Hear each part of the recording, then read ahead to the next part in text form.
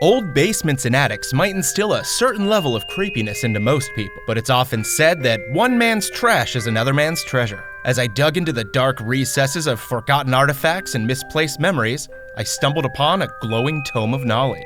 Science and Mechanics 1957 edition of 1001 How-To Ideas. But with 60 years past, would they still stand the test of time in our modern age? Hidden inside this 60-year-old book are tons of great tips and tricks for utilizing things lying around your home. We went through and picked out our favorite 16 items that we think are still quite useful today. So let's test them out and see what sticks. We'll kick things off with the magnetic paintbrush cleaner, which reads, "There's many methods of holding paintbrushes suspended in cleaning solution. Here's another using a discarded magnet hung over the edge of the container." So the premise is pretty simple. Get a U-shaped magnet and use it to suspend a paintbrush in your cleaning solution. After doing some touch-up painting of any sort, it's helpful to keep your brush clean for its next use. This method's going to make sure that the full surface area of the brush is being cleaned, and it'll also avoid staining the container itself. So you add your cleaning solution to the container and then slip the magnet over the lip. The metal bracket on the brush will snap right to the magnet, holding it in place while the solution does its job. I'd say this is a pretty good tip if you can find yourself a magnet like this.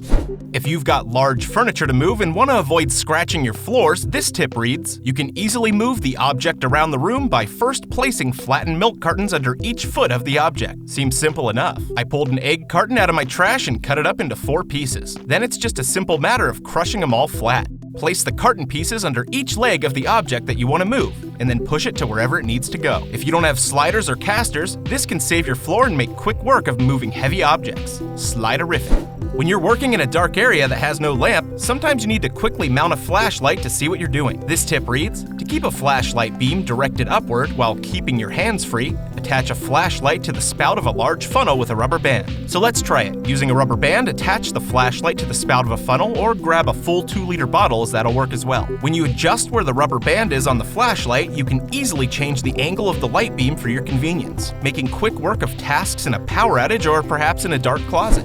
Bacon lover? This is for you. It reads, bacon strips are usually so firmly packed that you can't separate them for frying without tearing or shredding. To help break up the strip-to-strip adhesion, roll the package gently between your hands, first one way, then the other. Well, the instructions are pretty clear. Can't believe I never tried this before. Just roll the bacon package back and forth until it breaks up all the pieces. When you're done, unseal the bag and easily pull out each strip to place directly into the frying pan. You'll notice no tearing, which will let you cook up your bacon without any fuss or mush. I thought this next one was quite interesting. You can prevent the spilling of liquids in a funnel by placing a ball of steel wool in the funnel. The best use scenario for this I could think of was when I refill my bleach-based cleaning spray. Oftentimes when refilling the bottle, I'll get bleach everywhere and ruin fabrics or even clothes. I found some brass wool in my garage, which should work just as well. You simply stuff the wool into the funnel and then pour whatever liquid you need into the bottle. As you can see, there's quite a difference between doing this with and without the metal wool added. The wool gives you more room for air, so if you're transferring water or other harmless liquids, you probably don't need to go to this extreme. But with harsh chemicals or fuel, it can really save you a lot of unnecessary cleanup. If you have a door in your house that's really meant to stay open most of the time but has the tendency to close on its own, this tip will work for you. It says you can remedy a closing door by making a small coil spring and placing it over the top knob of a hinge. Now, I was able to get this elbow spring for 15 cents at my local hardware store to test out this trick. You simply remove the bar from the hinge and slide the spring over it with the 2 ends on the inside track. The force of the spring will keep the door open, but it will still allow you to close it when needed. It's a quick 30-second job that'll keep you from needing a doorstop or perhaps other expensive solutions, and it's well worth the 15 cents. If you're constantly dropping nails, screws, or even tacks when you're doing a little home improvement, here's a great way to make sure all your fasteners stay in one convenient location while you do your work. The tip reads, when a number of tacks are needed on the job, carry them without the danger of spilling by inserting them into a raw potato. It's really that simple. Just plug all your tacks, nails, screws right into the spud and keep it with you while you work on your projects. If you don't have a potato on hand, any hard fruit or vegetable will work in a pinch and let you go about your business without worrying about stepping on a lost nail. Genius. It can sometimes be difficult to pry out nails or large staples from wood if you don't have the proper tool. This tip provides a simple way to make one yourself. A beverage or can opener provides a handy tool for removing staples and thumbtacks. Just file down the pointed end. Okay, that seems pretty simple. I grabbed a little sandpaper and a can opener and ran it back and forth for about 30 seconds. The metal quickly shaved down, allowing me to pry up staples that I shot into this plank of wood. Now, as you can see, it wasn't a perfect process, but it provided the needed push to get the staples out with some pliers after I was able to pop out one of the prongs. If you have a thinly pointed screwdriver, it would most likely work just as well. But now you have a backup solution, just taking a little can opener and converting it. Suction cups are one of life's great conveniences, but more often than not, they tend to fall off over time. If only there was a way to ensure their stranglehold when attaching them to objects.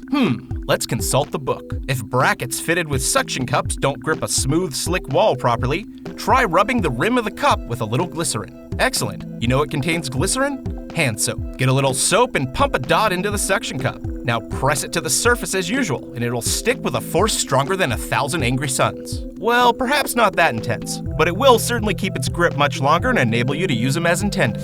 Have you ever written a very important letter, sealed it up, and then realized you forgot to add something important to the envelope? Let's consult our mighty tome of knowledge. Should you seal an envelope before enclosing anything, steam it open by laying a damp cloth over the flap of the envelope and run a hot iron over the cloth. Well, that seems simple enough. Let's test it out. Since most modern irons have a steam setting, you probably don't need to dampen the cloth. Just place your envelope inside a folded towel and then run the iron over it in a precise, quick motion. Do a little testing first to check your progress and focus on the areas that still need to be unsealed. After just a little work, your envelope should pop open with a little bit of prying. I highly suggest testing this method out first, as you don't want to ruin any paper on your first try. But it works quite well, and you can also reseal the envelope using the glue that was already present. Just place the letter back into the towel and run the iron over it again, but this time without the steam.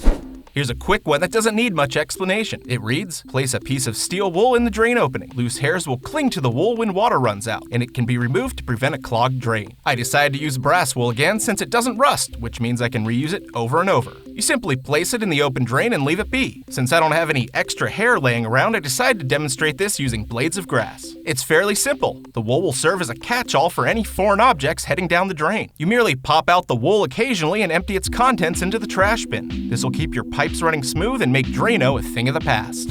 If you're trying to attach a screw to something without drilling pilot holes, here's a great tip. Use tape to secure a screw to the end of a screwdriver when starting it in a hard-to-reach spot. So even with magnetic screwdrivers, the bolt itself can still fly off when starting a hole. Simply attach the screw with any tape you have lying around and hold it in place while you apply pressure. You could also apply this technique to a power drill. Once your hole is started and your screw is halfway in, just remove the tape and easily finish the job. On a similar note, if you're not very handy with a hammer or want to avoid pounding your fingers when hammering small nails, try this one. When driving small nails and tacks, cut a groove in the top edge of an empty match folder with a sharp blade. This will hold the nail upright, enabling you to drive it in halfway with the first hammer blow. Just as the instructions stated, cut a slit in a piece of cardboard or matchbox and insert a nail into the groove. It's going to hold your nail in place and allow you to drive it most of the way in before sliding the cardboard out and finishing off the nail. This will keep your fingers protected and save you time in the process. Now, what about hiding important documents or emergency funds safely in your home? Here's a great way to conceal your stuff. The book says a large envelope tacked to the back of a drawer makes a convenient spot for papers. So just remove an unsuspecting drawer from its rails and fill an envelope with your goods. Take a thumbtack or staple gun and attach it to the back of the drawer. When the payload is secure, just place the drawer back on the rails and slide it into position for a great hiding spot for all your cash or important paperwork. If you've ever been in a situation where you need an oven mitt but can't seem to locate one, our Ageless Tip Guide has a great trick up its sleeve. Keep an extra dustpan in the kitchen and use it when removing hot dishes from the oven. Now let's keep in mind that you really only want to attempt this using a metal dustpan. Plastic is obviously going to melt when it hits a hot surface. However, this trick is simple. When your food's ready, just slide that metal dustpan under the goods and deliver them to their resting spot. Simple and effective. I actually prefer this over using oven mitts now, so give it a try if you have a metal one laying around. If you ever go to remove nails with your hammer, you might notice that it can leave behind some indentations on the wood. Our wonderful guide states, pressing a strip of adhesive-backed rubber to the top of your hammer will prevent it from making dents in the wood. So we added a simple adhesive wall mount to the top of the hammer and it had the same effect. Most people have these things laying around, but you could also use double-sided tape and a wine bottle cork to achieve the same result. The padding protects surfaces from deep dents and avoids having to make repairs later, which is great for any visible wood surfaces you have in your home. Now this handy guide is packed full of all kinds of useful tips, so if you enjoyed this video, make sure to let us know in the comments and perhaps we'll make a second volume. Also be sure to check out 100-Year-Old Life Hacks. It's It's a video we put together a few months back, and you might enjoy that as well. As always, thank you so much for watching. Be sure to subscribe for new videos every week, and we'll see you next time. Or should I say, in the future.